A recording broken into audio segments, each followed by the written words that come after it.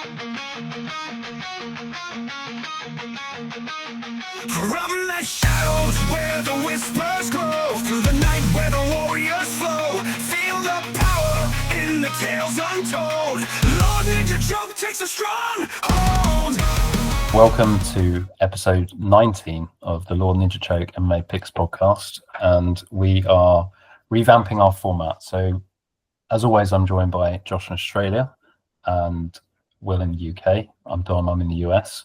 And what we typically do is we pick 3 fights. As you know, we take one each and we break it down. We've decided to revamp the format and do full card, early leans and predictions. So today we're going to be discussing UFC Perth, which takes place on the 27th of September, headlined by Carlos Ulberg and my namesake, Dominick Reyes. And the idea for this revamp of the format is that we get to cover all of the fights and give you our early picks and leans and predictions and insights. And then in a separate discussion, which we'll put out at a separate date, we'll go through our actual bets. So we're separating picks from bets. So we have topology here, and we're going to go through the fights one by one. First up, Carlos Ulberg in the main event takes on Dominick Reyes. Very exciting fight. Josh, you're from this part of the world. How do you feel about Carlos Ulberg putting his 10-fight win streak, is it, on the line against the Devastator? Yeah, so I don't really think Reyes has too much of a chance here. I know that that's already a very hard or harsh statement to say, but like when you compare the styles, I mean, Ulberg has pretty much that slick style to make it difficult for Reyes. I mean, Reyes' last few opponents were pretty much punching bags, right? So in a sense, I can't help but pick Ulberg here. I mean, he is faster. He is a lot more trickier to deal with. He's got the city kickboxing background and all that stuff. So I reckon Ulberg is going to be the lean for me personally, and yeah, maybe for the rest of you guys. Maybe we'll see. Yeah, the people you're referring to, sort of, I think you said they're not very good. The people he's beaten: Krylov, Smith, Dustin Jacoby. Yeah, just punching bags, really. And then he lost those 4, which are reasonably decent, but still, it's, you know. Yeah, he had a 3-fight streak of getting knocked out after he beat John Jones. So that's how I feel about that fight. Anyway, I remember watching that fight. I don't know, Will, if you remember that fight, but I kind of scored it. I scored it for Dominick Reyes, but I did have a bet on him, so you can never be 100% certain if it's not your betting bias. What did you make of that John Jones performance? Yeah, it was so long ago. I'll probably have to rewatch it, but I do think at the time there was such a GOAT status on John Jones that I think I just kind of wanted to see him lose.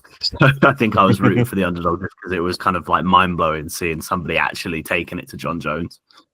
But yeah, I think it's kind of impossible to break down this fight without taking a look at the Nikita Krylov, Anthony Smith, Dustin Jacoby streak of 3 and going like, well, that's got an asterisk to it, doesn't it?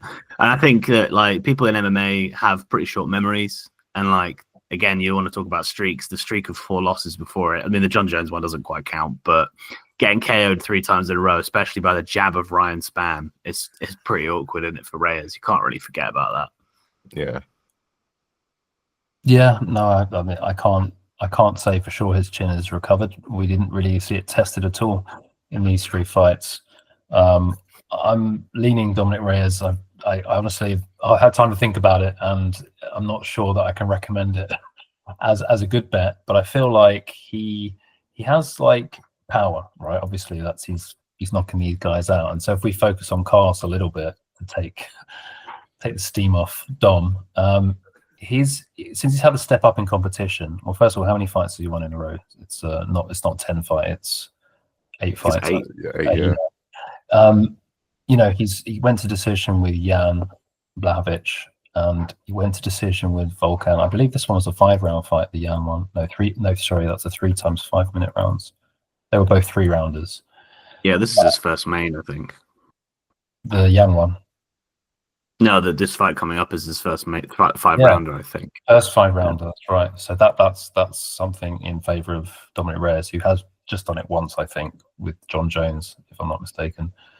So we know he can go 5 rounds. But the step up, he didn't look amazing in these 2 fights. He was a bit tepid. I believe he was more tepid in the Blachowicz matchup.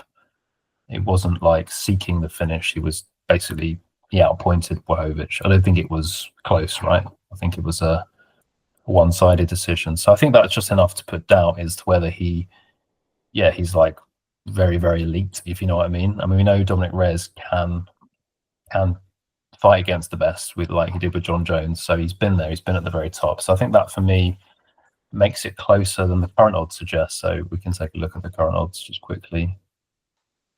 If you focus here, we see Ulberg on Bet Online. He opened as a favourite, as a big favourite, and money's just been coming in on him now. So he's minus 250, which is 1.4 in decimal odds. Dom opened at plus 150 and he's now plus 210. For me, it feels like, I don't know if you guys feel he should be this big a favourite, or do you feel this is where it should be? I reckon it should be closer. Like it should be maybe near even, in my opinion. Like that's what I think something like sound like you're very, very committed. Oh, sorry, go ahead. Well, yeah, I think it's probably around like a minus 150. Like for me, I think those performances that have gone to a decision for Ulberg are, for me, a positive. I think he probably loses his fight by getting clipped more than he loses like a minute-winning kind of fight. So I just struggle to think about where Reyes actually wins. If I was to imagine a world where he does, I can't really see it as like a repeatable path. So yeah, I do give like favoritism to Ulberg, but yeah, minus 200 or worse feels a bit steep. Okay, well let's take it to the picks page. So we're going to do this one at a time. It sounds like you're both on Ulberg, even though I was just saying, Josh, you sounded like when you said it's a pick'em. The way you were describing the fight, it didn't sound like, it sounded like you thought Carlos. Well, I kind of expected the odds to be at the pick'em. I never really looked at the odds before this, so like I figured the minus 200 to Ulberg and the plus 200 to Reyes was a bit too crazy. So I'm like, betting wise, I feel like it's a pick'em, but for me as a pick, it's Ulberg. So that's the ultimatum here. That's the Okay. Will, do you agree? Yeah, I'll go Ulberg. Yeah, I'm on Reyes. I already bet him plus 145. So yeah, in the new format, I'm revealing my potential mistakes. When I saw the line move that much, I was like, okay. But maybe I'll top up at plus 200. I haven't decided. We live and we learn. Decision, or I guess it's a 5-round fight. Gosh, maybe the KO is more likely than the decision. What do you guys think? I don't know. I don't trust Reyes' chin that much anymore. Like, Ulberg hits hard still, even though he hasn't gotten the finish in his last 2 fights. So I feel like maybe a late fight or later round KO, maybe like in round 4 or 5. Yeah, I think it's a sleeper sort of option to go for Ulberg by KO. I think people have just kind of forgotten since it's been so long. Reyes has been hit, but this is the first time he's actually facing someone who's like super competent in that realm. So I think the KO probably ends up happening. Yeah, late makes sense to me as well, I think. Yeah, I mean, when I was thinking about how to hedge my Dominick Reyes position, I was thinking the Ulberg 4-5 or decision prop would give me the plus money to probably hedge out. It's probably going to be plus, I don't know, 130, 150. Of course, if Ulberg catches him in the first 3 rounds, then poof goes a lot of money. So that's why I have to think carefully. I don't always like hedging. I don't like doubting myself, but yeah, I'm fine with this pick. So let's go to the next one.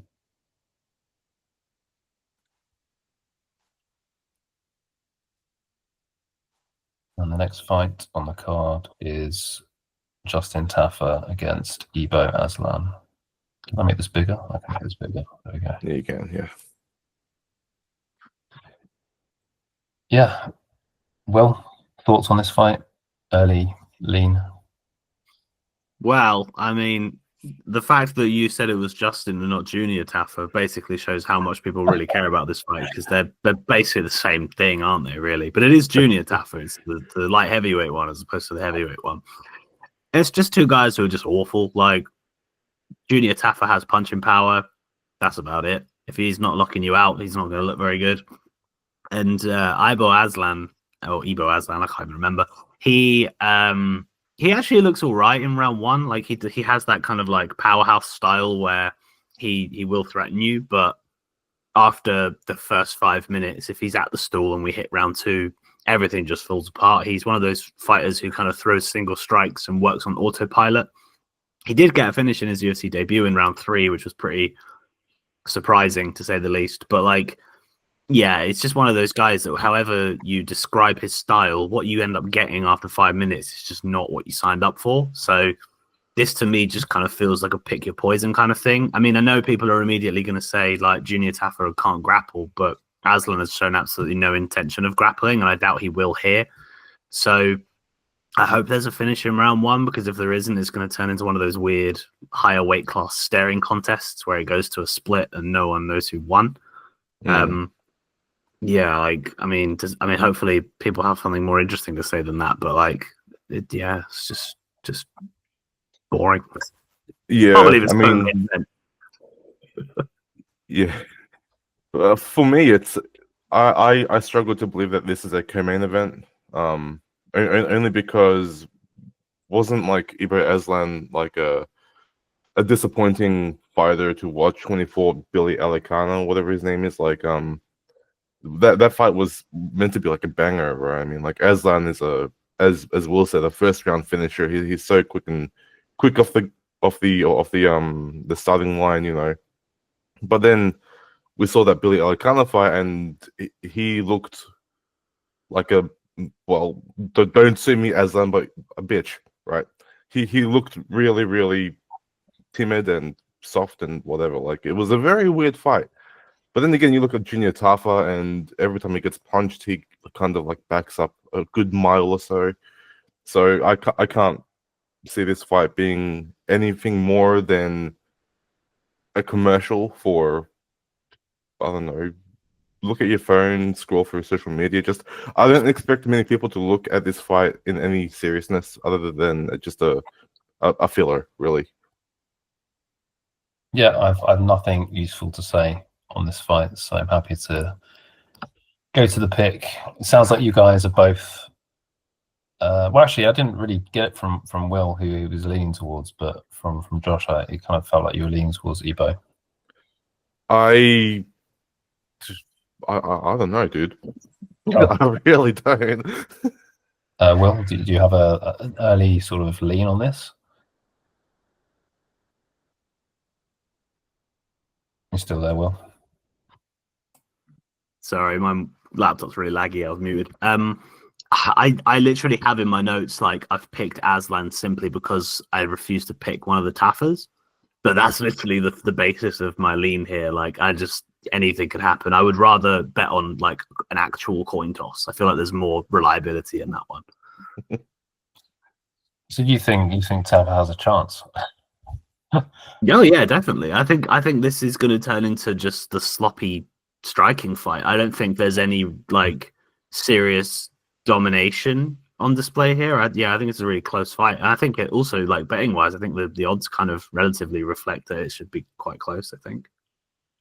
So the odds at the moment, I can show you them. They have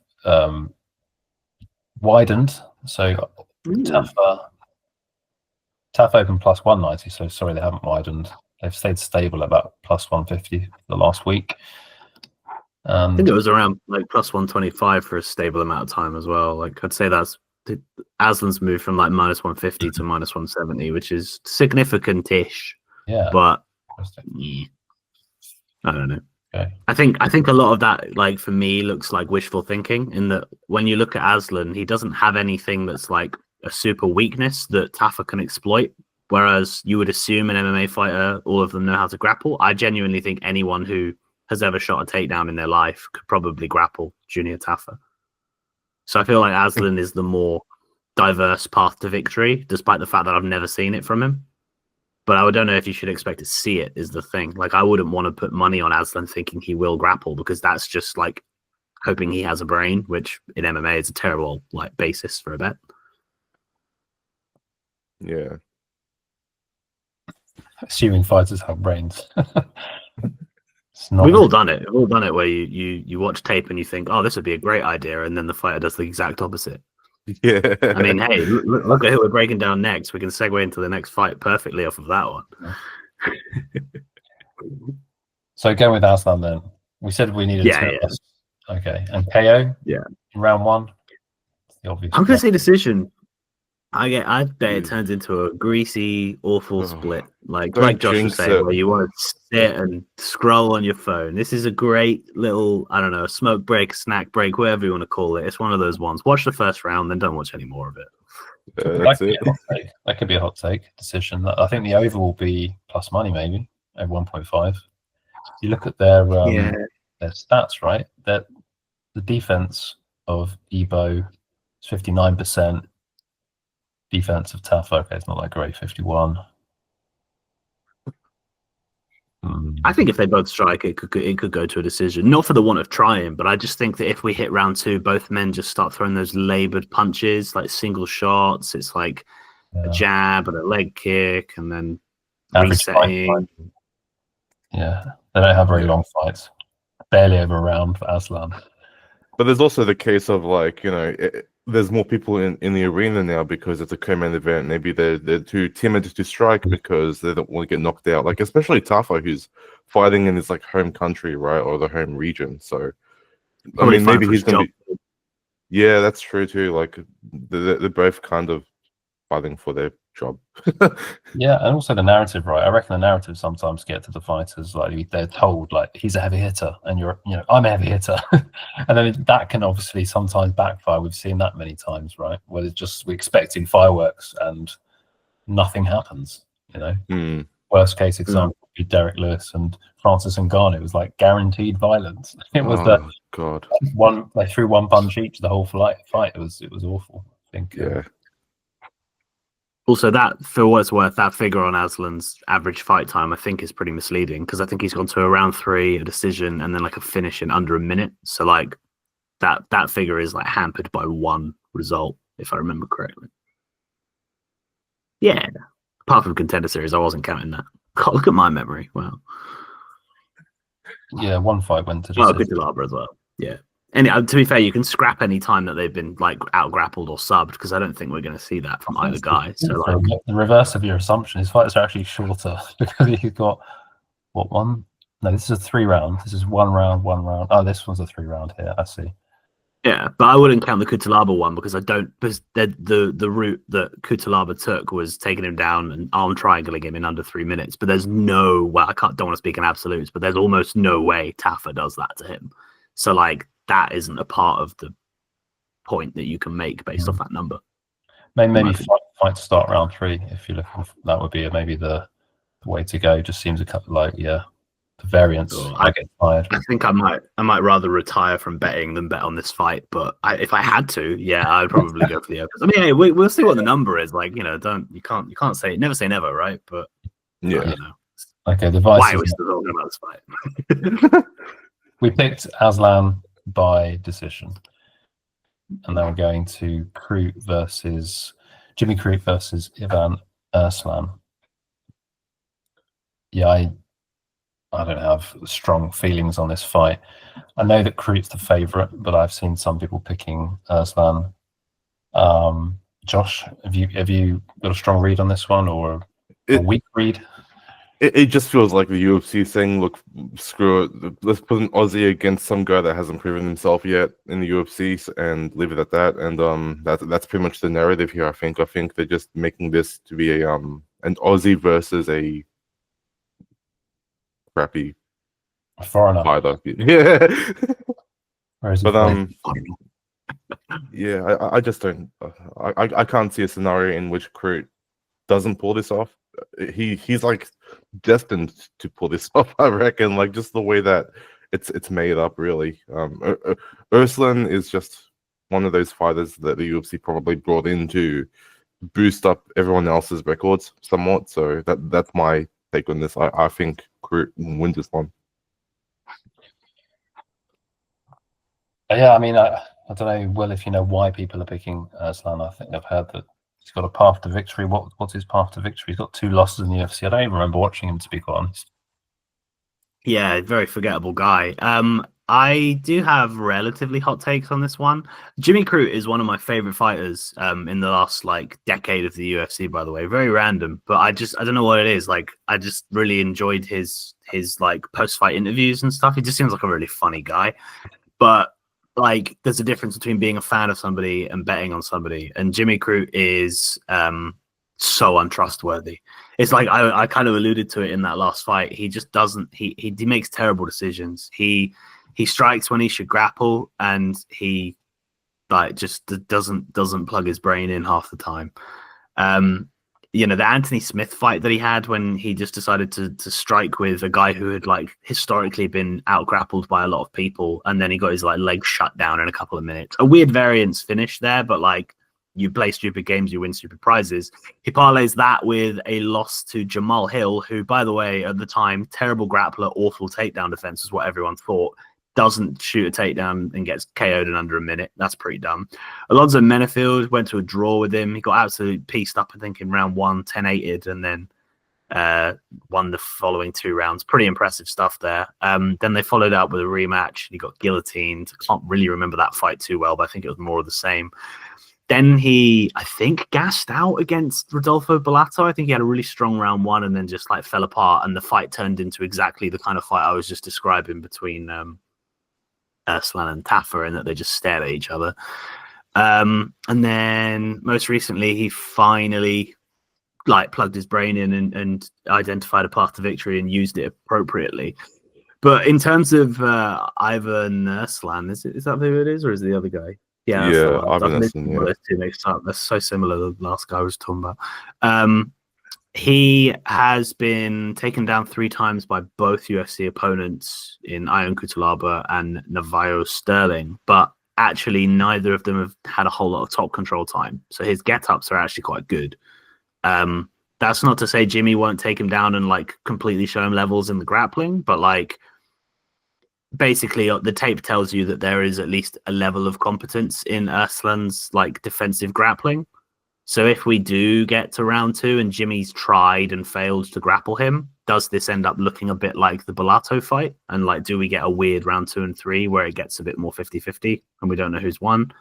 I think it's kind of a devil's advocate take. Like, I personally think Crute should be the favorite, and I do think he should win. But like, it's not the most like gift wrapped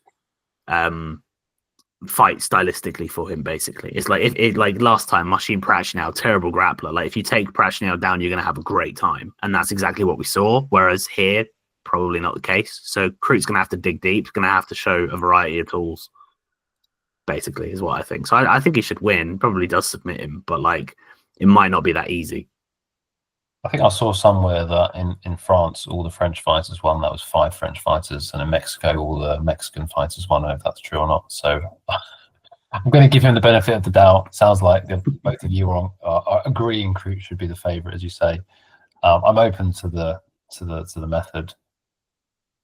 Yeah, I think sub is probably the safest route. Yeah, it should be. It should be. We're giving Ivan a round to survive. Is he at round 2 maybe? Yeah, I reckon round 2. Yeah, come on then. That was easy. Right, we're making light work of this card, and we're on to Jack Jenkins, who's the home favourite against Ramon Taveras. I think I remember him from, who did he fight last? Davy Grant. Yeah, he lost, and he was a favourite in that matchup, wasn't he? I believe. We can find that out. Remember. Pretty confident he was a favourite. It was Pickham. Oh, where did you see that? Oh yes, Second row. Yeah, third row. Pickham.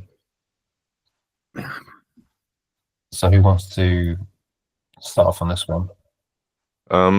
Well, I guess I'll chat about this one for a bit at least. Taveras, he is, in my opinion, and I've broken down pretty much all of his fights at this point. A bit of a punching bag. Like he likes to get hit a lot. I don't know if it's a kink thing or something, but like he just gets struck a lot. and that's not really great because Jack Jenkins is a damage dealer. He likes to get in there and bruise and batter, basically. So I can't imagine a way in which Taveras can win unless it's one of those wild flurries and wild exchanges in which Jenkins gets clipped, which can happen, which has happened to Jenkins in his career. But the other thing that I do expect to see from Jenkins here is those leg kicks. I mean, holy crap. They're like Edson Barboza-esque when it comes to the notoriousness of like those kicks, right? So if Jenkins can utilize his leg kicks early and shut down the punching power of Taveras, then it's pretty much game over for Taveras, and we're going to see an instance in which Jenkins' leg kicks once again save his career. And yeah, that's my take. Yeah, I mean, I had a lean Jenkins as the home favorite. Go ahead, Will. Any? yeah. I was gonna say I had like a bit of a roller coaster with this one when I first looked at it. Like, I actually really like Ramon Taveras. I like his striking style. It's just one of those like entertaining to watch ones. He's got like a bit of a wide stance, like throws a lot of like straight shots, but also likes to brawl, which is just quite fun. And Jack Jenkins has been so underwhelming in his UFC career. Like, he has been given a couple of like gimme fights. The Don Shainis one, like Don Shainis is not very good. He shouldn't have ever been in the UFC. He was one of those like last minute signups. And he took his time with it, didn't get a finish, which I think Jenkins was pretty finish like orientated when he was in the regionals. If you scroll down a tiny bit, I could be wrong about that, but I feel like he was like a pretty reliable finisher, or at least he showed methods that he could do it. And then he just got to the UFC and played it safe. And then lost to Chepe Mariscal. Wasn't that like a verbal submission? Yeah, it was weird that you didn't see that. It was an arm injury, that's one. Yeah, he got injured. Thrown onto his shoulder and dislocated his shoulder. That's the one, yeah. I think, yeah, if I remember that fight correctly, Jenkins had an okay round one, but the tide looked like it was turning on Chepe, which is obviously how Chepe usually fights. He like puts the afterburners on, doesn't he? And then Herbert Burns, like round three. But I feel like you should be finishing Herbert Burns before round three, personally. But maybe that's me being picky. And then he got absolutely decimated by Gabriel Santos, didn't he? But I don't know. Like, I don't know what to make of Jack Jenkins, but I just feel like he's one of those people that, like, because he's from a niche nation, he gets given all of these kind of like hype and generous matchups. But I think if he was just some American bloke who was from like Utah or something, he would just be thrown to the wolves, given a lot tougher competition, and probably would have already been cut. So he probably should win this fight, but I see the leg kick angle. I definitely agree with Josh on that one. And also, if you look at the Taveras fight against Davy Grant that you mentioned earlier, Dom, I think Davy Grant landed like 55 leg kicks or something, which is clearly a issue of Taveras' game. So if it's Jenkins' biggest strength and one of Taveras' biggest weaknesses, yeah, you might need to verify that. My memory's a bit hazy. But if that is true, then definitely, there you go, right on the money. 55 leg kicks. So, yeah, that's a route that's going to be very hard to ignore. So I think that alone probably makes Jenkins a favorite. But I definitely do not trust Jack Jenkins just as a concept. So like, I couldn't hang my hat on him. Betting wise, I think he's like in the minus 300s as well, which is like a terrifying number. But if he gets those leg kicks going as he should, then yeah. he Do you win. think that the fact that Taveras is moving up to featherweight for this fight impacts his performance though? Like, do you reckon that's a big factor here? Because he was fighting at 135 for most of his UFC career, right? Or am I misunderstanding or misremembering? That's why I was going to highlight that he's moving up, but I was going to highlight another thing, which is that he's getting hit a lot. Maybe featherweights are a bit slower, but he's dealing out. I mean, this is only over 4 fights, so stats aren't super reliable with 4 fights. Yeah, but that's the thing you mentioned. The absorbing 7 significant strikes per minute is not a good look. I'd have to look at him more. I don't know to judge whether he should be fighting at featherweight. That's always that's an interesting thing about weight changes. Like, you need to know the fighter, wouldn't you, more intimately than I currently do in terms of like how they fill out that weight class. I can't really say that he was big. I don't know, Will, if you have any recollection or watched much tape on him. I think he, like, size-wise, should match up relatively well against Jenkins, because I don't think Jenkins is particularly big for featherweight. You're right. He's going to have. There you go. He's going to have the reach advantage. Actually, he's going to have 2-inch reach. That's interesting. Yeah, he's a bit of a lanky kind of guy, so I think maybe there could be like a strength difference, because I think Jenkins is a little bit more stocky, not super stocky, but he's like compact. But yeah, I think I don't know. I think also with it being like a leg kick based, if the read there is correct and that leg kicks decide this fight, then the length could be interesting, because if Taveras has the reach advantage, he might be able to put him off with jabs. So we reckon Jenkins decision. Yeah, I think so. Yep, sounds good. Right, a fight that we can talk about because we both know these fights. We all know these fighters pretty well.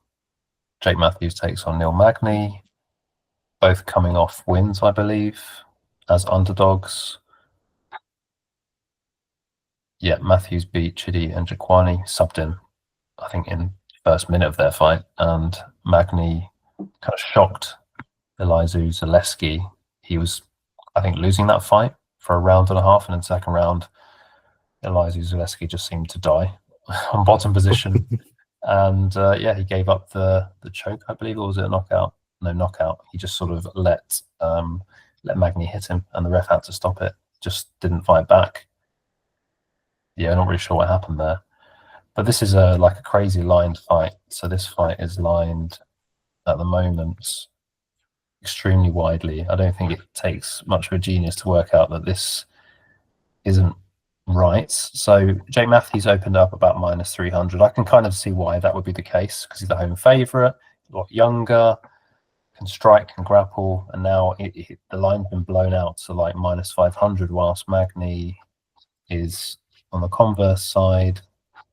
He is +400. That's 5-1, and he opened at +250, which I think is fair as well. But this line is, yeah, it's crazy wide given how good Magny is, how good he's been consistently throughout his career. He has been in there with the best, right? Maybe he hasn't beaten the best, but he's been in there with the best. Let's take a look at Magny. I think it's worth a moment to sort of consider. I mean, look at that. 23 wins, 12 losses in the UFC. That's an epic record. That's not easy to do, to get twice as many wins as losses over, well, when did he first enter the UFC? Like more than a decade ago. It's become like a Magny tribute spiel. Look at this. How far down I have to scroll. 2013. 12 years in the UFC. And so, yeah, recently he's been on a bit of a skid, I'd say. A couple of losses, but Michael Morales, Carlos Prates, you can forgive those. Beat Zaleski, beat Malott. Those are good wins. Lost to McGarry, beat Phil Rowe. It's a decent win. Lost to Gilbert Burns, beat Daniel Rodriguez. That's a good win. Lost to Shavkat. Fair enough. Beat Max Griffin. Beat Jeff Neal. I mean, he's just fighting the creme de la creme of the welterweight division. And we look at Matthews, I bet he's got he's also got a similar record, actually, twice as many wins. And he's also been in the UFC a decade. He's also got a loss to Michael Morales. They both share wins over Phil Rowe. And a win over Prado doesn't mean a lot, does it? I mean, he was upper weight class there, and he lost his last fight against Veretinnikov. Chidi Jaquani, good win. Yeah, I mean, yeah, it's not very comfortable for me to see Matthews as this massive favourite. What do you guys think? I'll let Will take it first. I'm still gathering my thoughts for this one. Neil Magny pulls it off as an underdog. You heard it here first. I have always had such strong negative opinions about Jake Matthews. Like, you look at this guy's career, he's fought like 22 times. He's been in the UFC for like 12 years or something. His manager needs some sort of national award from Australia, because that guy works hard. Because Jake Matthews literally has been in the UFC so long. He was the original Aussie poster boy. He was the guy everyone was putting their hopes and dreams on before Robert Whittaker. Robert Whittaker was 0-2 in the UFC when Jake Matthews came in, I think.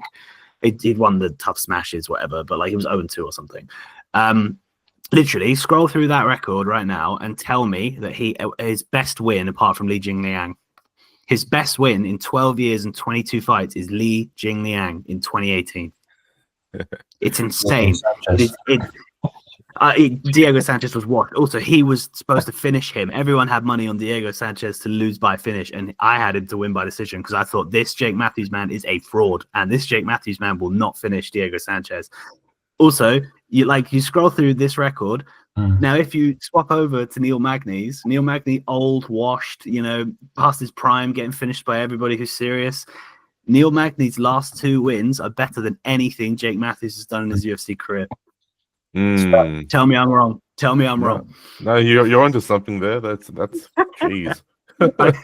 I seriously think that like Neil Magny's proven himself to be somebody that will surprise you if you think you're hot shit younger than him, and he's past his prime. If you're not capable of doing it across 15 minutes, he will surprise you.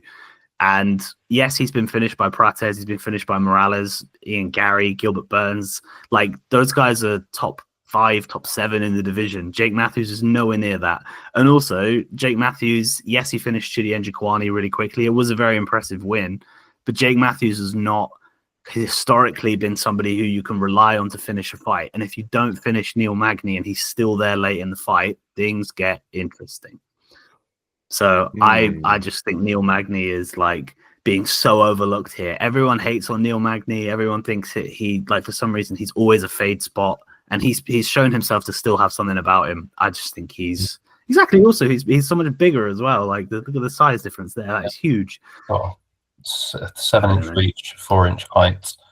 But he doesn't really use that reach and height to his advantage, though. He's mostly a marathon runner in a sense, right? He kind of just paces around and outlasts his opponent until the last round, pretty much. He jabs though, doesn't he? So if you jab, then the reach helps. I know what you mean. His fight is to entangle you with his long limbs, not to necessarily outbox you. But he's competent on the feet. The striking stats are remarkably similar. I guess this is think about the level of competition. The level of competition that both men have gathered those figures against. You read out all of the names Neil Magny's fought over the years, and as I say, Jake Matthews' best win is Li Jingliang. And their grappling is identical here as well. I mean, they make a good case. Yeah, I like it. I like 400. Got to put something on Magny moneyline. That's the hot take. I'm sorry, Josh. I know you might be on the joke. Yeah, no, that's a heartbreaker. You made a mistake in letting me go first there. You should not let me go first. Yeah.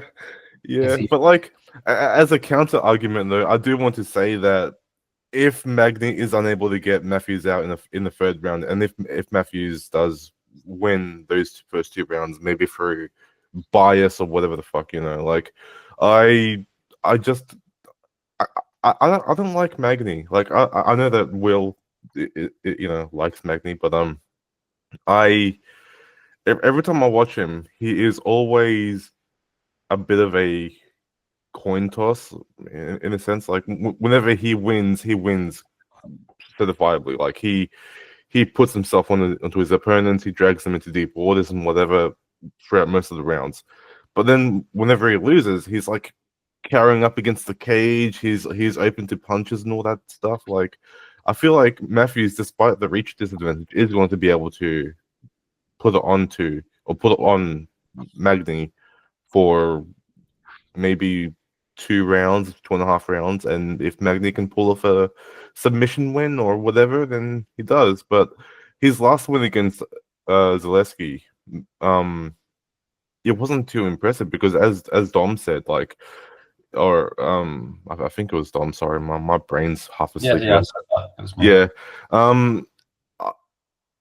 He was still losing that fight, so it's only a matter of time until Magny loses that fight, and then loses that fight, right? Did he lose the first round?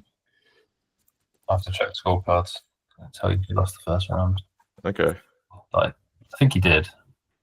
Yeah, all 3 judges. No, 2 judges gave it to Zaleski, but 1 judge gave it to Magny. So it was Junichiro Kamijo. Jiro Kamijo. Yeah, I don't know. This is the scorecard here. Kamijo, okay, yeah. See, I would argue like that is like the way that fight was supposed to go though, because like Zaleski is so much more dangerous than Magny. So I think people were kind of expecting him to get steamrolled. So like the fact that he's still surviving, I think is still quite impressive. Like to be honest, I do agree with a lot of what Josh just said in that like Neil Magny's not very impressive across 15 minutes, but I just think that like if Jake Matthews wants to go out there and like put a statement on in front of his home crowd and Neil Magny's still there in round 2, just might surprise him.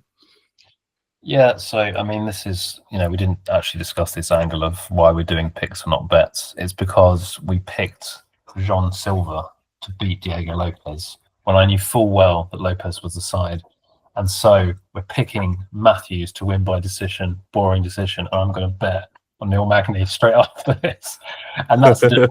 Picks and bets, everyone. Yeah, let's keep moving because I didn't realise there were so many fights on this card. We've got, how many have we got left? 1, 2, 3, 4, 5, 6, 7, 8, 9, 10. What? That can't be right. Okay, we're going to have to It's a massive card. up the pace. It's a massive card.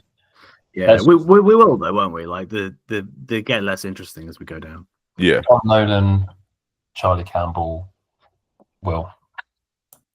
I got absolutely nothing for this one. My memory tells me that these are literally identical clones. Like one of them happens to be Australian and one of them isn't. Like they're both lanky, they're both like striking, but they're both like brawling, so they're not like super lengthy distance management people. I think Tom Nolan's fought the better level of competition, but that's the only thing I could say to really like differentiate between the two. I think this one is just going to be a car crash, but like I don't know. I genuinely don't know who wins this one. I think it's very like hotly contested. But that's literally all I have. Somebody else. I'm kind of leaning towards Tom Nolan here. I mean, like Campbell's last win was against Trevor Peake, and Trevor Peake is a pretty dreadful fighter. He's like fun to watch, but yeah, he's not UFC caliber. So maybe the Australian pride's getting to me, but Tom Nolan's going to be more pickier. Okay, but Charlie Campbell, does he have a grappling power to it? He's got 3 takedowns on average per 15 minutes. Is that something he could look to implement or not? Yeah, but he's only got like 2 fights in the UFC, so those stats are a bit wonky, Like, yeah, that's fair. He hasn't got any submissions on his game. Against Peake. I think it was Trevor Peake he took down, which is like doesn't really mean much, does it? So freebie. And has he beaten anyone good? That you say Peake, that's nothing. Alex Reyes, don't know who that is. Josh Streaker. Beaten anyone good on the regional scene? And he's American, right? So he's going to be fighting that favorite. Okay. The Chris Duncan fight was probably the only other significant one. That was like that massive brawl on Contender Series where he had Duncan almost dead. And then I love how we bring up Chris Duncan every time. What a friend of the show. We'll get him on here eventually. We should. It's become the Chris Duncan podcast. We'll say we were the only people betting on you, Chris, that week. Everyone was on Rebecca. I was too, so I might miss the episode. I'll be mysteriously gone. I'll pull a sickie, I'll be like, nah, I'm out of here. Okay, is he tough, this Charlie Campbell bloke? Is it a decision win, you think? I don't know. I don't know. You're challenging me for a pick, let alone a method of victory. All right, we can abstain from the... We can't now. Now that I've selected, we can't abstain. We'll just do decision, yeah. Yeah, let's get a decision. Right. Rather than actually going into any stats, straight into the... Unless you want to see the stats, let's go straight into the next pick. Loma. Let's move on, yeah. Versus Alexia Thainara. You want to see the main page, do you? No. Thainara's only fought once, isn't she? So yeah. This is now the prelims. This is the feature prelim. Okay, interesting. So, Thainara is Australian. I didn't know that. What? No, not. She's Brazilian as hell, surely. Oh, she's not Australian. So she's travelling further. Yeah. I think I just saw this above here, Western Australia. Oh, okay. Yeah. Gonna say that It's doesn't late, look like an Aussie name. My eyesight's failing me. So we've got a 3-inch height advantage and a huge reach advantage by women's standards. That's 5.5 inches. So is it 6? 5.5 inches. I know she's very physical, right? Training with the Rivas family. Let's see. Yeah. She's only had one UFC, right? I know that she's Molly McCann. She had Molly McCann in London. She stepped in on late notice and What about this pummeled one? her. That's the That was decision, right? Rose Conceição. With a little if note. memory serves, it was like it wasn't very competitive. She basically just like smacked her around and showed real like power and like aggressiveness on the feet, and the opponent had nothing for it. If memory serves, I didn't take that one, admittedly. Josh, do you have anything to say for Loma? She's a stalwart. She's been around for a long time, and Yeah, me and Will had a little chat about this last night, I think, and but basically, I'm pretty high on Loma. I really liked her journey for the UFC. I mean, she's only lost a few times, and every single win has been wins in which she's improved her wrestling and counter wrestling. So I'm not counting out Thainara completely here, but I do think that the chance of an upset here is pretty big. Like you can't fade Loma most of the time, right? Like there's always routes for her to win. She's got 100 or 200 fights in Muay Thai. She comes from Bang Tao, which is a pretty notorious Muay Thai gym in Thailand. She's got so many striking credentials, and because she's honed her grappling skill set a bit, I do think that there is a bit of a chance that she can stuff the takedowns and defend herself accordingly. But then comes Thainara's reach, and I always say that a grappler with longer arms and whatever has an easier time to grapple, and so I do think that Loma won't be able to defend those takedowns and whatever as easily as she could previous fights. So I'm eternally conflicted. I don't know what to go here. I might fade this one, and I'll let you guys pick, unless you guys are split too. no, we're not. I'm pretty Thainara. I'm pretty heavily on Thainara. Yeah, I think she's got all of the right things she needs. So like Loma's basically an atom weight, isn't she? Like if you look at looking at those names that she's beaten as well, like it's very like bottom of the barrel women's MMA, and there's nothing wrong with that. It's not her fault, but like no one there in the group that she's beating has any sort of like actual serious finishing threat, like either on the feet in terms of damage or like any reason not to grapple them. So like the fact that she's having grappling success is pretty good, but also at the same time in this fight I can just see Thainara walking her down and just having no respect for the Muay Thai game of Lookboonmee. And if she does get taken down by Lookboonmee, when she looks to wrestle, I think she's going to walk into more problems there. I just don't think Lookboonmee is safe from like the fight ending angle of Thainara at any point. And I just think she just gets like big brothered. Or big sistered, depending on. I don't think anyone's ever said big sistered in MMA before. But yes, you are right.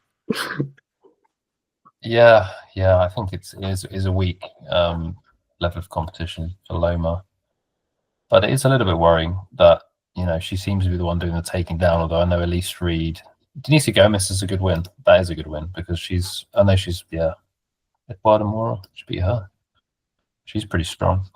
Gosh, you can go around in circles, can't you? Looking at records, but yeah, I think Loma might. Yeah, I don't know.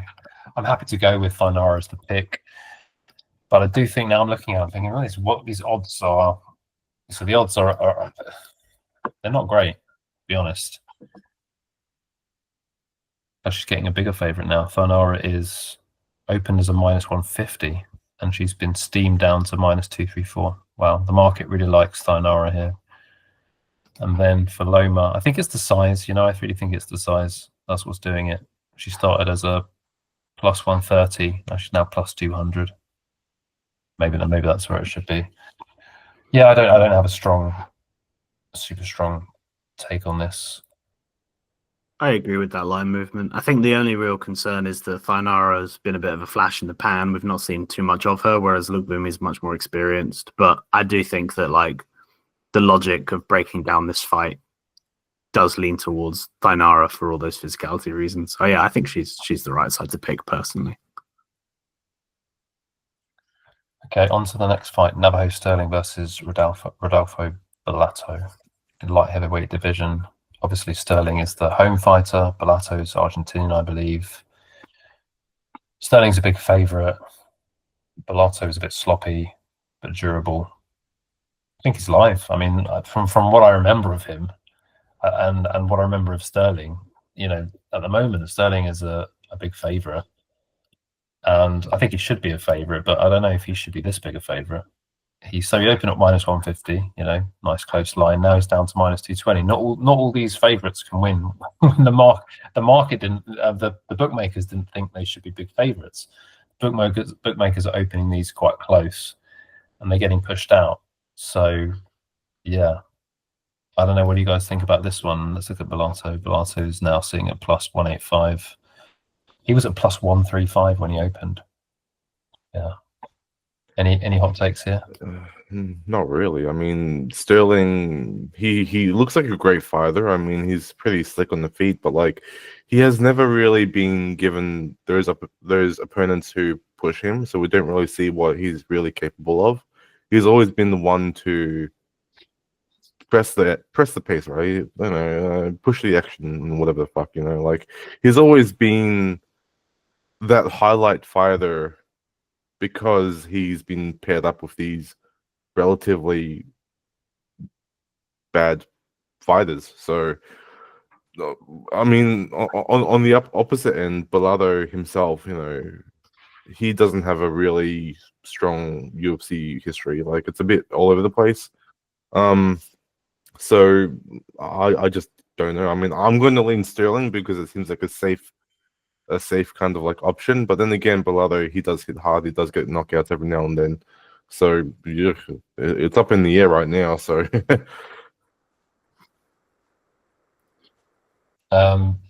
Will?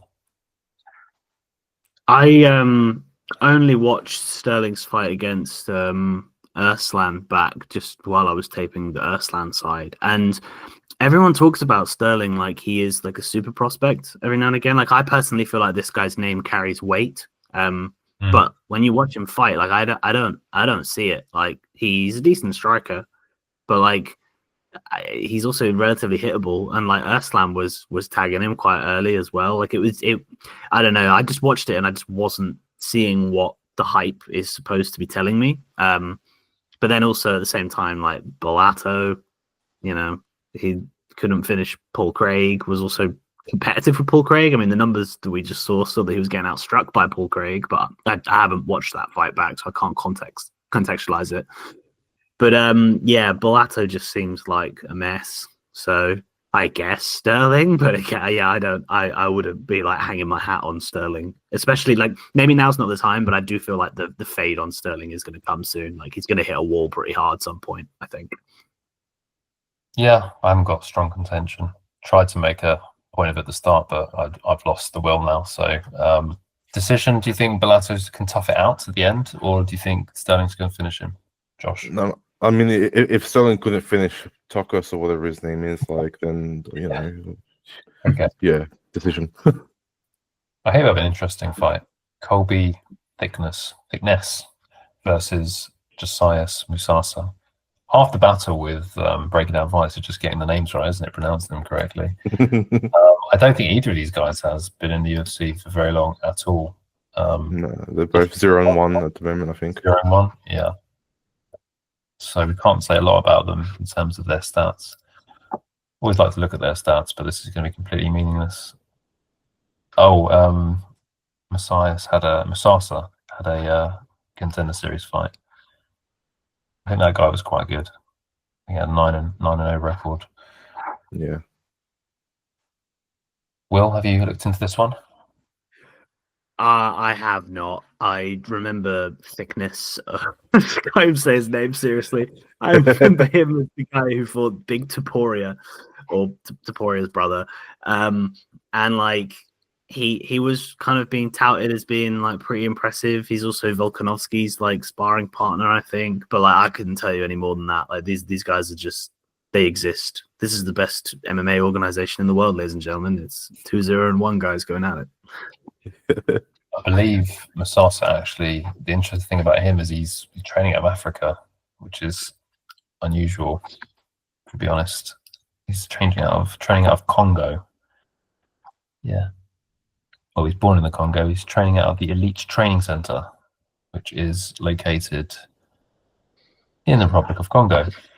And I don't know if that's the best thing for him if he wants to progress long term, unless they maybe have loads of great fighters there. I don't know. But he has a great record in terms of knockouts. And he lost his first fight in the UFC, but he missed weight. He lost to Carlos Vera. Vera actually caught him with a spinning roundhouse kick. It was quite spectacular and then choked him out. Before that, yeah, he's basically finishing everyone pretty much in round one. Only one fight made it to round two, except for his contender series, which went to a split decision. Yeah, I'm on Musasa here for the power differential. I need to remind myself a bit about Thicknesse, but I remember him fighting Topuria's brother and just looking very average and very sort of a lot less muscly and powerful than Topuria, even though he did well, because I think he took that on short notice, didn't he, if I'm not mistaken? Took that on short notice. Yeah, I think so. So yeah, who did he fight last? He fought Alexandra Topuria, and he survived to a decision. But if you look at his competition before that, it's regional Australian competition. Yeah, not going to overthink this one. We're going with Musasa? I mean, hesitantly, sure. I mean, I don't know what to think of this one. Like, it's a weird case of Musasa being the punching power guy and Thicknesse being the grappler, and both fighters have lost or at least struggled in each opponent's like strength. Like, you know, they cancel each other out pretty much. Like I don't know. Like, let's just move on. I don't know what to think of this one. Yeah, so it looks like money came in on Musasa. No, came in on Thicknesse, because Musasa opened minus 300. So the books really liked him.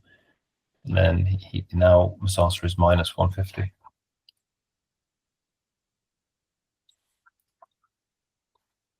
Yeah, Thicknesse was plus 250. He's now been bet down to plus 135.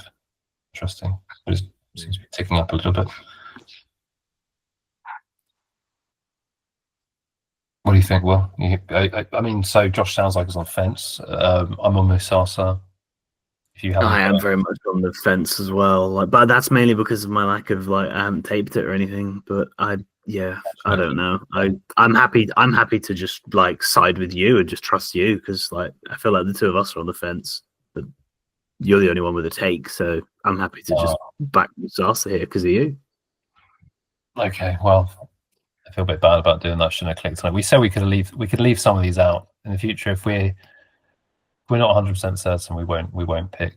But I guess for the benefit of the show, we've picked everyone so far. We've got 5 fights left. 6 fights. 6, yeah. Luana Carolina versus Michelle Montague. Will, I know you've looked into this a little bit, haven't you? Yeah, as a resident women's MMA fan, I have looked at this one. I wish I hadn't. So basically, Michelle Montague is only really good at grappling. I think all of her professional wins have come via submission. I think all of them may have actually all come by a rear naked choke. I watched a few of those, including the Montez fight. Montez was the only name that she's fought that I actually recognized. Not that she's any good. She's very single shot with her striking. Her striking is not very impressive. She just sort of does it to survive and offer an output of some sort. But for some reason, all of her opponents seem to like the idea of initiating clinch work against her, and eventually they end up getting taken down. And when on the mat, Michelle Montague is quite effective. Not amazing, but she just somehow manages to find a way on top, find a way to sort of flatten the opponent out, and then find a way to the back. It's impressive how effective it is, because it doesn't really sort of seem like it blows your hair back or anything. Luana Carolina, what can I say about her? She's a decent striker. She is actually definitely got a striking advantage. I think if this one stayed on the feet for 15 minutes, she should win at a high clip. But she has also been taken down a few times. Pudilova took her down multiple times. The Stoliarenko fight, I remember I bet Stoliarenko round one submission at like plus 2,000 or something. And I was at like a school reunion and everyone thought, what the hell has this guy done with his life? He's a massive degenerate. And I was like, no, trust me, bro, it's going to land. And she had a fully locked in armbar at the end of the round. And I thought I was about to be like, you know, get a statue made at my old school. But unfortunately the bell went. So it's hard to say really, isn't it? Like Carolina survived those moments on the ground against Stoliarenko, but she was put in the worst spot possible. And I do think she would have tapped if there'd been another 20 seconds. But yeah, like looking at those statistics there, you've got enough of an indication that she can A, beat a grappler, but B, also get taken down by a grappler, like taken down twice by Louie, taken down twice by Molly, taken down twice by Petrovic, once by Stoliarenko, twice by Pudilova. It looks like she is going to dance with the devil, doesn't it, really? If I'm telling you that Montague is good at like being clinical enough to get a finish, it looks like she's going to have an opportunity or 2 or 3 or 4 against Carolina. So I don't know. I feel like I know we're looking at early leans here and not going super in depth on the betting, but I know that Montague is minus 175 or minus 200-ish on the betting line. And like for a UFC debutant fighting at home, massive step up in competition in terms of experience. That's sketchy as fuck. Like I'll tell you that now.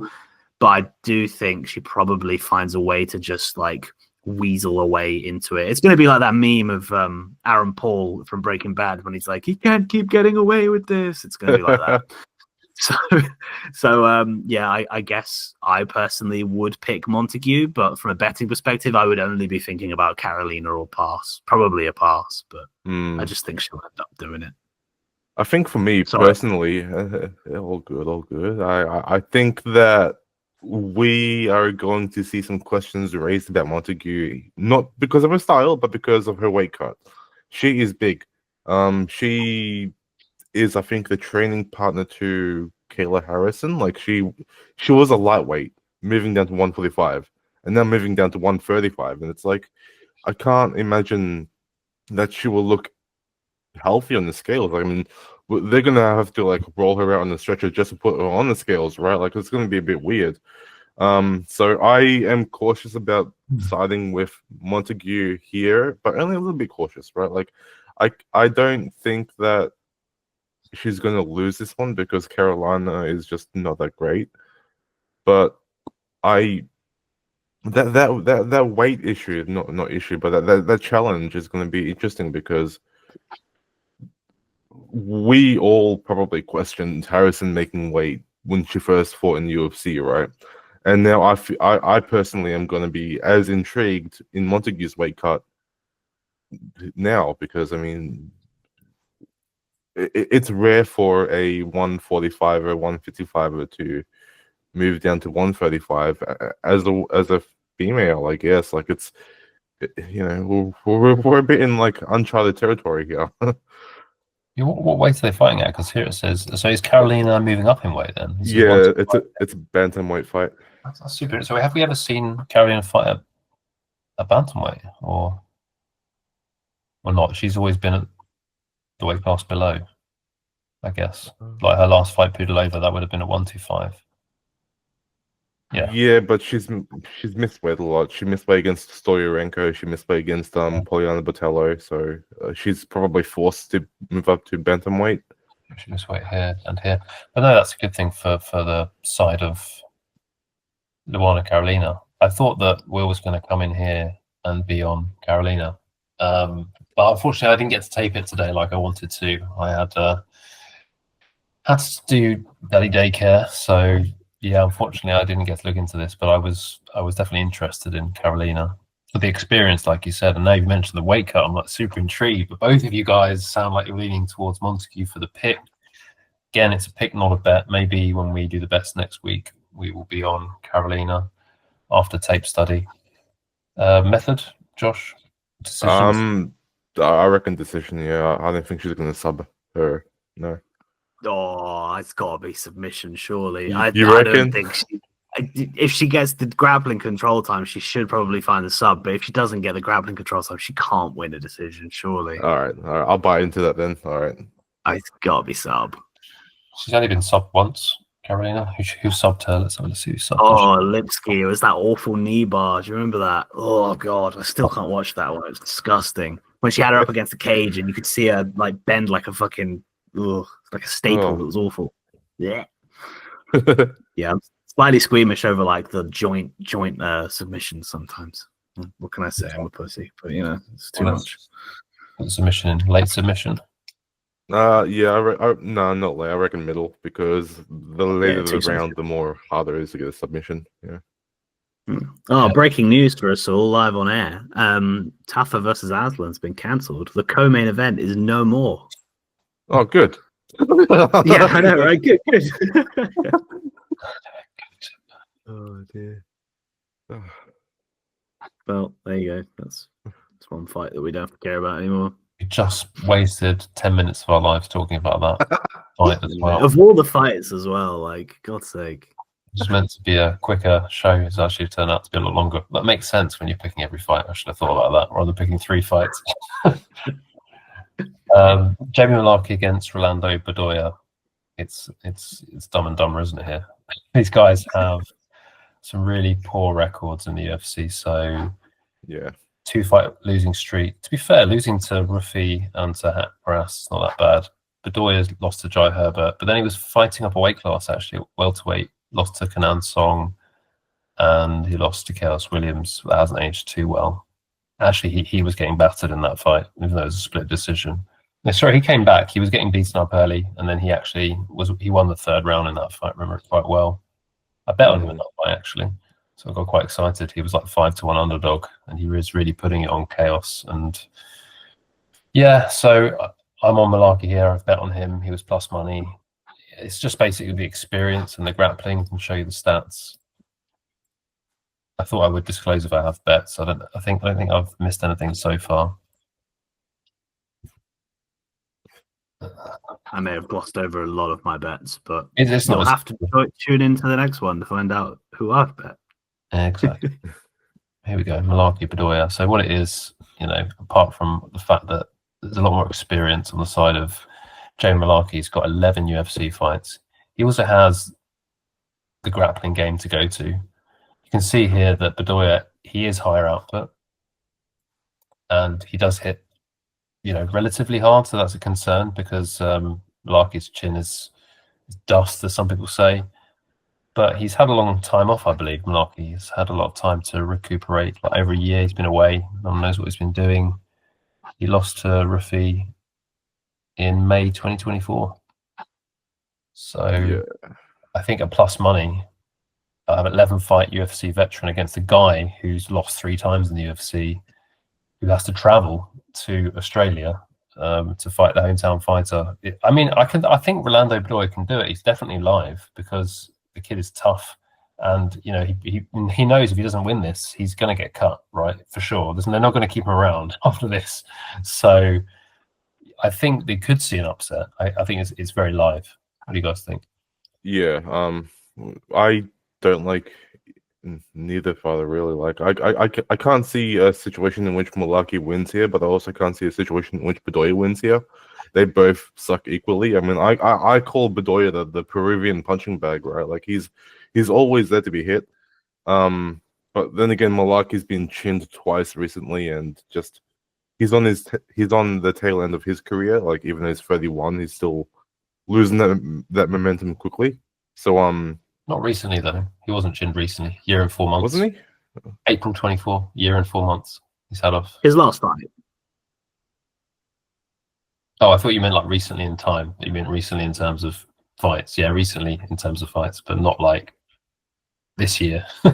Yeah. My bad. But yeah, I don't know. Like I don't like how a lot of topology people are picking this to go to a decision. I reckon there's going to be a finish here because both fighters are so probably a bit chinny. But yeah, I can't pick anyone. But if I was to pick someone, it would have to be Mullarkey because I don't know, just blind faith. Yeah, I historically always try to fade a fighter whose most complemented asset is their toughness, because that basically means that they are a punching bag, as you said, Josh. Bedoya's not good. Like like at the end of the day, Jamie Mullarkey has a weakness. It is good that he's taken time off and hasn't been like KO'd in a year and 4 months or whatever it was. Like that's great, but like it's fair to assume that he can get finished by anyone, regardless of skill set. So you have to be careful. But if he doesn't, he should show himself to be better than Bedoya. So Bedoya's probably finish or bust, whereas Mullarkey's probably, well, he's damage or bust, shall we say. Whereas Mullarkey should just show himself to be the better mixed martial artist. So I personally would want to pick Mullarkey. I have also bet Mullarkey, but only small. But yeah, I just don't think that Bedoya should be trusted to win a UFC fight at like nearly 50%, even if the guy's fighting's pretty penny. I don't think we can put KO because Bedoya has he ever been KO'd? No, that's the thing. The toughness is the elite skill set. You can't kill Peruvians, so they're invincible. You can't. He's only ever lost by decision. That's his only. Hey. That's the only way. That's a pretty good way to hedge the bet, is to take Bedoya decision no action. Yeah, Yeah. You should bet Mullarkey by decision to get even better plus money, and then bet Bedoya decision no action. Cover yourself. It's a good idea. I don't know either of these fighters. I want to pass this one unless you guys want to come in on Alicia. I didn't know that. I didn't know men could be called Alicia. Maybe it's like Eliza, or is it Alicia? That's even worse. No, what's that guy who was in Lord of the Rings? What's his name? Elijah. Sorry, Elijah Wood, the Hobbit guy. Yeah. Okay, it's Elisha. Elisha Ellison. That sounds a bit more. Not Alicia. Yeah. Not Alicia, can it? I guess John Anik will tell us or something like that, like someone will. So have either of you looked into this? No, because when I first saw this, I was like, am I looking at a Fury FC event or what? Like, that was my take. Like, just, yeah. Okay. All I looked at was that the line moved on the guy not called Alicia. I've already forgot his name, so I just thought there's an opportunity to bet on like better price, and then maybe arb out of it if I can. But yeah, no like analysis of the fight. Let's just move on. Yeah, 3 fights left. And ironically, the next 2 fights are actually pretty decent fights. So we've got Louie Sutherland at the moment versus Justin Tafa, not Junior. Junior's further up the card, although he's just fallen off, as we heard from Will live on the show. So Louie Sutherland is a newcomer to the UFC. Justin Tafa is a stalwart of the UFC. Who are you guys picking here? It's just a bunch of fat shits fighting each other, huh? Like, I mean, I can't see this to be entertaining, but like once the beer's flowing in Perth, then maybe we'll get some shots going. But yuck. Yeah, I don't know. Like the Tafa, maybe. Like I don't know who the hell Louie Sutherland is. He's apparently the vanilla gorilla, but isn't that name already taken by Chase Sherman? Like come on, get your name. That's not a very good nickname to inherit, is it? It's not good. But No. I said earlier on that Junior Tafa had fallen off the card. This fight replaces them on the main card. I don't think it's a new co-main, but it's a new main card fight. So obviously, I wrote in my like Reddit breakdown that I haven't posted yet. Do you think that the Tafa brothers have some sort of like incriminating photos of somebody like in the board of directors of the UFC? Because like this is like some weird shit. Like there's no way these guys should either be in the company, let alone like consistently getting co-main spots. It's insane. But I digress. I did do a little bit of tape on Louie Sutherland. I remember him from like a PFL fight that he had in England or something. He's Scottish. He is a well-rounded fighter. He's very stocky, not very tall. Oh, 6'3". Oh, that's surprising. Okay, apparently Tafa is shorter than him. I didn't think he was very tall. He's a bit like beefy, but he is also quite muscular. So he's not like a flabby heavyweight, so to speak.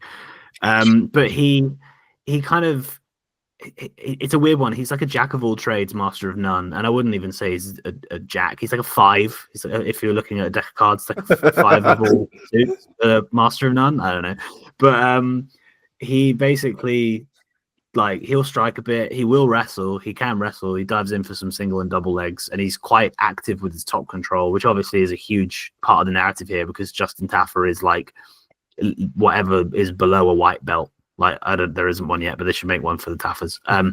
So yeah, I think Louis Sutherland should realize some grappling advantage if he can. I think he is training with somebody significant in the UK. Like he's at one of the bigger UK gyms, if I remember correctly. And yeah, I personally think that against Justin Tafa, if you are a well-rounded fighter, you have a path to victory. Obviously, Justin Tafa is like a one bomber. He'll hit you hard and finish you. If they reach, I have to teach, or whatever it was he said in that post-fight interview. It was pretty cool. But Louis Sutherland's never been finished. Hasn't fought a very good level of competition, so I don't necessarily think that means a whole lot. But at the end of the day, you can't point to any sort of chinniness narrative on his side. But yeah, I personally think it's worth the underdog shot on Louis Sutherland. I think that people are just sort of looking at him like, who is this bloke from the UK? You know, the UK has no heavyweight background. Phil DeFries, who fights, I think it's at KSW, is probably the only dude. I mean, like Cage Warriors, obviously, which is the biggest UK feeder thing, has never really had a heavyweight division. It had one back in Tom Aspinall's day, but I think Tom Aspinall might have been the last UK Cage Warriors heavyweight champion, which tells you how long ago it was since we had a like actual like enough of a feeder program going on there. So that's why Mick Parkin came out of nowhere. But I imagine he probably trains with this guy. Who knows? But yeah, I think Sutherland's probably the guy to be backing here. A bit of red flag losing to Abraham Babley, though, isn't it? That's the only thing I'd say. Looking at his record, not that I've watched him fight. I'm just taking what you say at face value. I did watch that fight because I bet on Sutherland there. I think that's how I first came across him.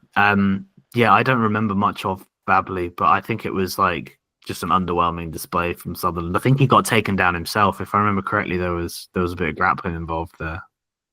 No, I couldn't tell you for sure. But yeah, I don't know. I just think it's just a case of like MMA versus striker. I just think Sutherland has a path to victory.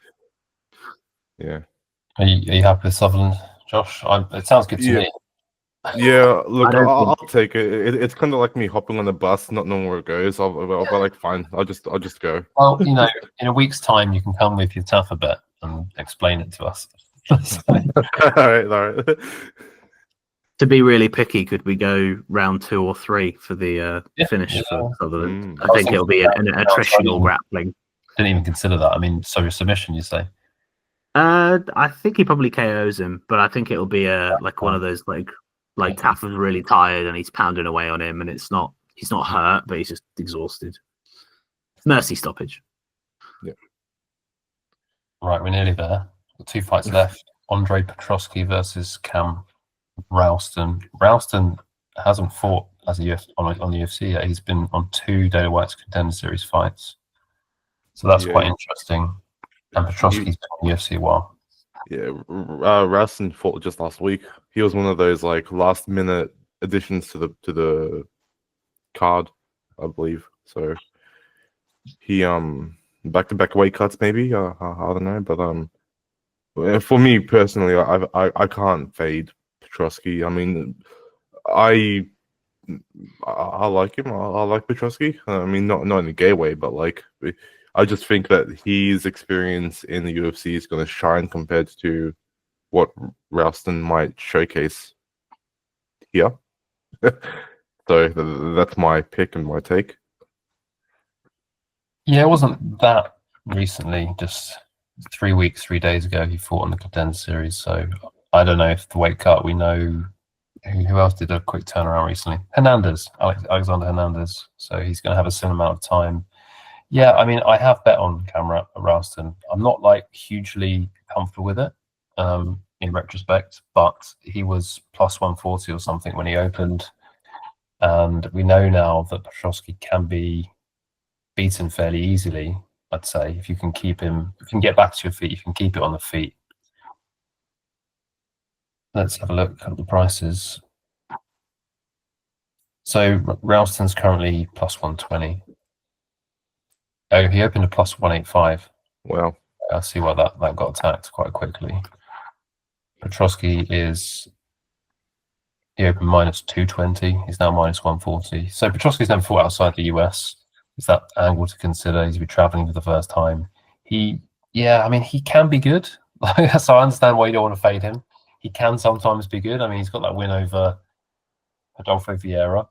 But he's also can be very flaky. You know, he gets beaten by the hips of Australians, doesn't he? So I mean, Cam Ralston's got hips. So if he just shoots a takedown into Cam Ralston's hips, he's going to lose. So I'm referring to a fight he had with. Who did he have a fight with? Wasn't it Malkoon or something like that, where he got knocked down by like a hip attack? It's the strangest knockout you ever seen. Jacob. Yeah. I probably don't know. I took a shot on Ralston. What did you took the shot, didn't you, Will? I also took a shot on Ralston. Yeah, I have for some reason been incredibly active betting on Andre Petrosky fights. For some reason, I feel like I've just got a really good read on him as a fighter, and he has a lot of strengths and a lot of weaknesses. So actually, you can find an angle quite a lot. I proudly bet him at plus 200 against Rodolfo Vieira. I think that probably is one of the smartest bets of the year I've made. I'm really happy with that one. Basically, Petrosky is like a 3 out of 10 striker. He doesn't really do a whole lot, but he will be active. So if he's facing somebody who's a worse striker than him, he can do stuff. Ralston definitely should be winning the strike in here, in my opinion. I think he's just far more diverse, active, and accurate. Petrosky does his best work when he's grappling, but the problem is he's very control orientated as opposed to like aggressive. So he will lock down the position if he takes you down, which could be pretty dangerous for Ralston if Ralston can't get back to his feet. But we saw Ralston get taken down 7 times by Torres Finney, was it, in Dana White's 10 series the first time? Yep. I think he lost that fight, but yes, 7 takedowns. But if you rewatch every single one of them, Ralston's very active off his back, uses a butterfly guard very well to control his opponent. Had get-ups available. Oh, it was 10 takedowns. He had get-ups available there, and he did try to make the most of the time he had on the feet, but it was just too much. But I personally don't think that Andre Petrosky has the cardio to put in that kind of a fight. So I think if Petrosky does take him down, which he very likely will, and then Ralston finds his way back to his feet, I think Petrosky's path to victory, the more takedowns he lands, gets lesser and lesser and lesser. And obviously that therefore means the takedowns will get harder and harder, which then means that the amount of time spent striking will get more significant, which Ralston will win. I basically think this fight is actually quite similar to Joaquin Silva versus Claudio Puelles in a way, in that Petrosky doesn't have any dangerousness to him, really. He doesn't have much striking. So I think that for Ralston, he just needs to get the time he needs in the striking or even in top position if he wants to, because he will trump the control time of Petrosky by damage and fight-ending intent quite easily. Whereas Petrosky needs the perfect wet blanket for 15 minutes display. And I think that's a tough ask against a guy who's quite active like Ralston on the bottom.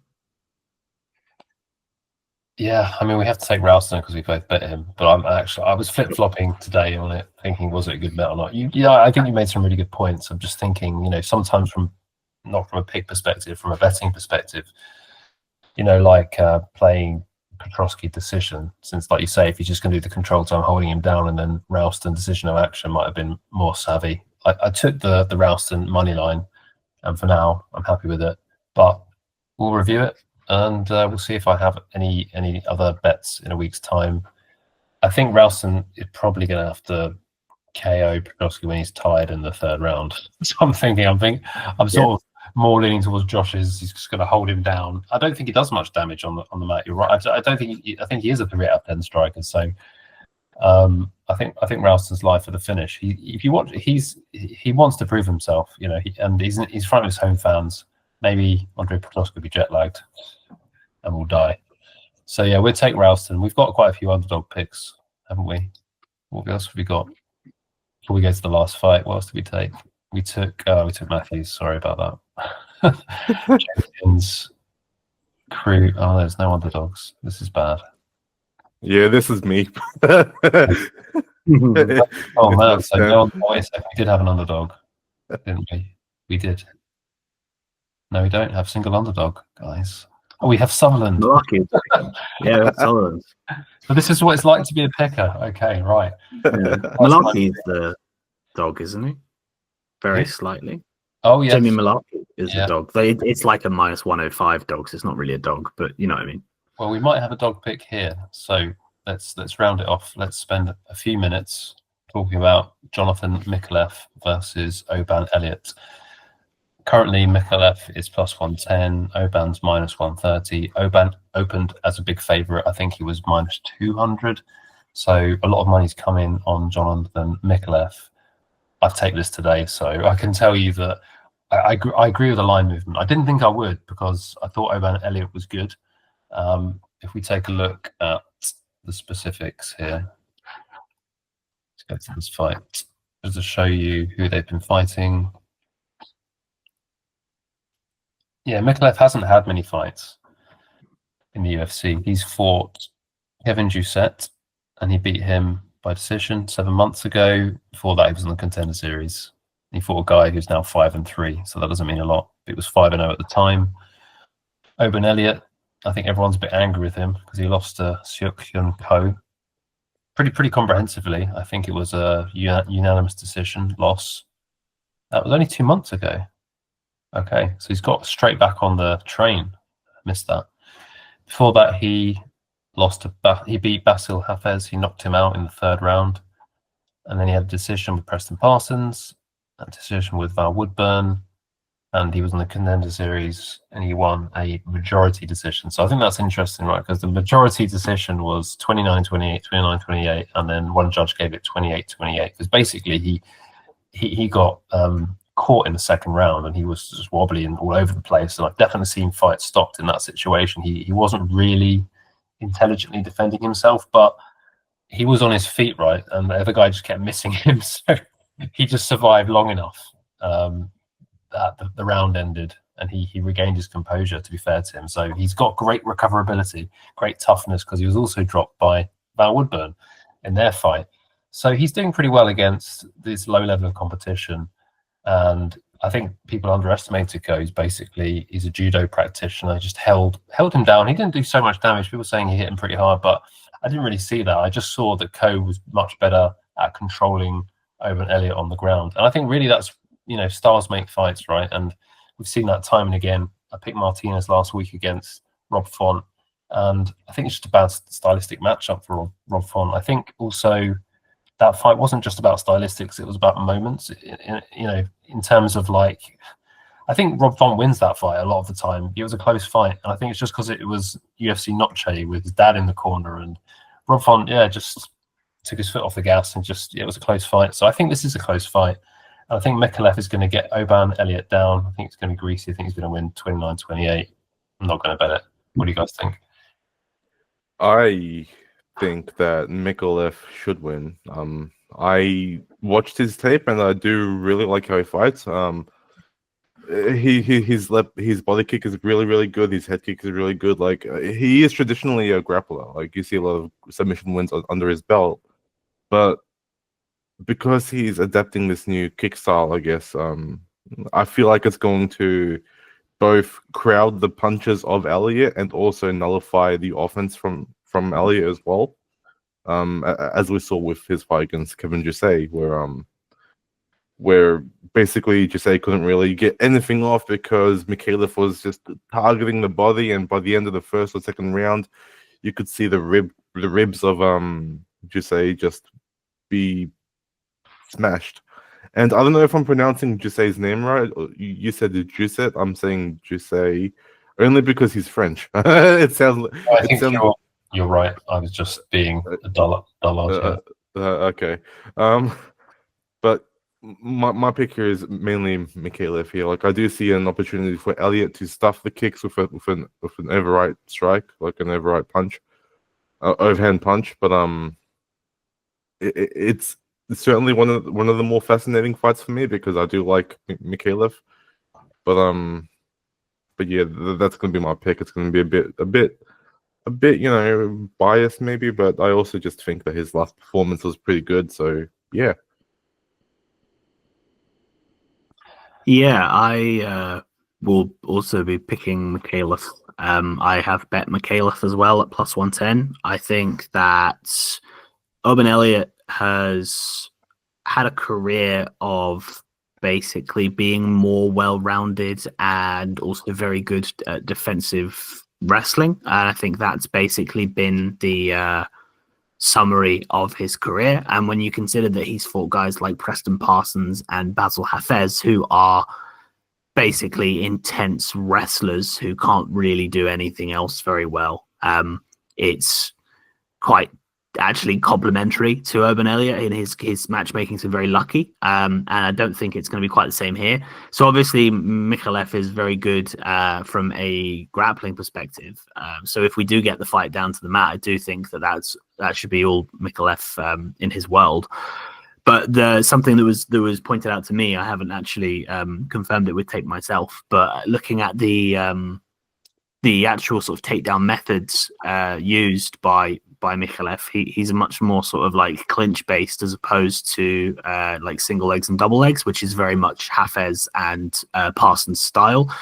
And when you consider how Urban Elliott was taken down 6 times against Ko in his last fight, those were also via judo related clinch based trips. So it basically seems like the narrative that Urban Elliott is a very good defensive grappler or defensive wrestler even is mainly from like a Greco-Roman perspective. So I think it's not from a Greco-Roman perspective. So basically you consider that the takedown defense narrative is not on the cards here for Urban Elliott. So I think the door is kind of open for Mikhailov to have a good performance here.